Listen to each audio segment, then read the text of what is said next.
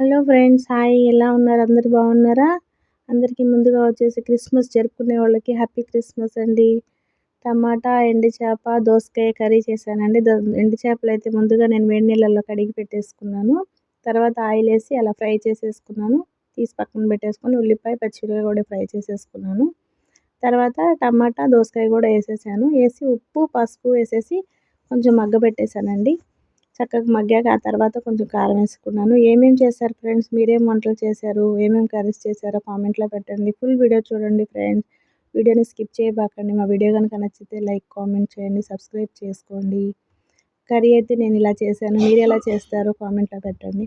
చక్కగా మగ్గిపోయాక చేప ముక్కలు అయితే వేసేసుకున్నాను. కారం వేసేసి తగినంత వాటర్ పోసేసుకొని చక్కగా గుజ్జుగా వండేసుకోవటమేనండి. కర్రీ అయితే ఈజీ ప్రాసెస్, చాలా సింపుల్గా అయిపోతుంది. ఆ వీడియోస్ ఎలా ఉన్నాయో నచ్చితే లైక్, కామెంట్, సబ్స్క్రైబ్ చేసుకోండి ఫ్రెండ్స్. ఎలా ఉందో కామెంట్లో తెలియపరచండి.